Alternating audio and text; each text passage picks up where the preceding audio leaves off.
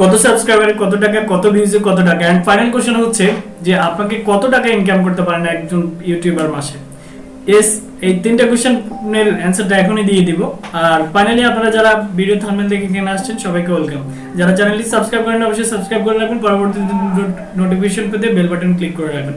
প্রথম কথা হচ্ছে আপনি কত সাবস্ক্রাইবারে কত টাকা পাবেন। কত সাবস্ক্রাইবারে কত টাকা বলতে আপনার যদি মিলিয়ন সাবস্ক্রাইবার হয়ে যায় কিন্তু আপনার চ্যানেলটা মনিটাইজ না থাকে, মনিটাইজেশন অন না থাকে, সেক্ষেত্রে আপনি 1 টাকাও পাবেন না। কারণ ইউটিউবের রুলস এবং কমিউনিটি গাইডলাইন অনুযায়ী আপনি হচ্ছে মনিটাইজেশন অন করতে হবে, সেক্ষেত্রে আপনি টাকা পেতে পারেন। প্রথম কোশ্চেন।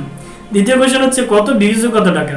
সেম ভাবে আপনার যদি হাজার লক্ষ ভিউজ হয় কিন্তু আপনি কোনো টাকা পাবেন না, কারণ ইউটিউব যদি আপনাকে টাকা দিতে হলে একটা সিস্টেম অনুযায়ী টাকাটা দিবে, আমরা সেটা আলোচনা করছি। এরপরে ফাইনাল কোশ্চেন হচ্ছে একজন ইউটিউবার মাসে কত টাকা ইনকাম করতে পারেন। তো তিনটে কোশ্চেনের মধ্যে প্রথম কোশ্চেন হচ্ছে যে আপনি কত সাবস্ক্রাইবার হলে কত টাকা পাবেন। কোনো যতই সাবস্ক্রাইবার হোক আপনি কোনো টাকা পাবেন না যদি সিস্টেমেটিক কাজ না করেন।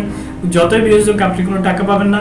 কত ইনকাম করেন, সেই ইনকাম করার জন্য ফাইনালি আপনাকে যে কাজটা করতে হবে, আপনার চ্যানেলটা মনিটাইজেশন অন করতে হবে। আর মনিটাইজেশন অন করার জন্য আপনাকে ফার্স্ট অফ অল 4000 ঘন্টা ওয়াচ টাইম এন্ড 1000 সাবস্ক্রাইবার লাগবে।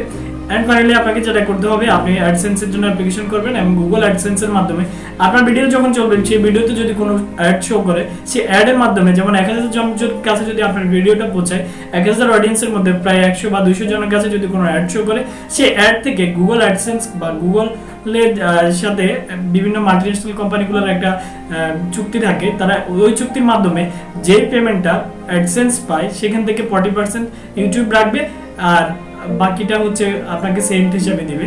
এক্ষেত্রে 1000 জন দেখলে আপনাকে 100 বা 200 অডিয়েন্সের কাছে আপনার অ্যাড শো করতে পারে। এভাবে অ্যাড শো করে করে একটা সময় আপনার মোটামুটি ভালো একটা অ্যামাউন্ট আসবে আপনার ব্যাংক অ্যাকাউন্টে, সেটা যোগ হবে। তো সেই সিস্টেমগুলো আমি পরবর্তী ভিডিওতে বলবো যে কিভাবে আপনি অ্যাডসেন্স অ্যাকাউন্ট করবেন বা বাকিগুলো করবেন। এখন প্রশ্ন হচ্ছে একজন ইউটিউবার মাসে কত টাকা ইনকাম করেন। একজন ইউটিউবার ইনকাম করার জন্য তার এই অ্যাডগুলো, তার ভিডিওগুলো যতজন বেশি অডিয়েন্সের কাছে যায়, সেইভাবে যেভাবে অডিয়েন্স রেসপন্স করবে সেভাবে তিনি কিন্তু অ্যাডগুলো শো করবে এবং তার অ্যামাউন্টটা আসবে।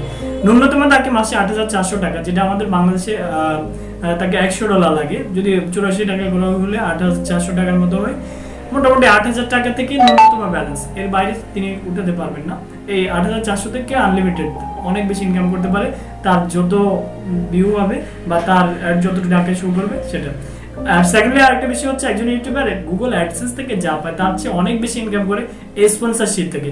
মূলত স্পন্সরশিপ জিনিসটা কি, আপনি যখন ভিডিও বানাবেন, আপনার ভিডিওটা যখন আপনার চ্যানেলটা র্যাঙ্কিংয়ে আসবে, আপনাকে বিভিন্ন কোম্পানি থেকে, বিভিন্ন মোবাইল কোম্পানি বা বিভিন্ন থেকে আপনাকে তাদের প্রোডাক্টটা রিভিউ করতে দিবে, সেখান থেকে আপনি পেমেন্ট পাবেন। অ্যান্ড সেকেন্ডলি যেটা হচ্ছে আপনার গুগল প্লে স্টোরে আপনি দেখবেন অনেক ধরনের অ্যাপস রয়েছে। এই অ্যাপসগুলো অনেক সময় গুগল প্লে স্টোরে যে অ্যাপসটা, যাদের অ্যাপস বা যে কোম্পানির অ্যাপস, তারা এই অ্যাপসটা রিভিউ করতে বলে।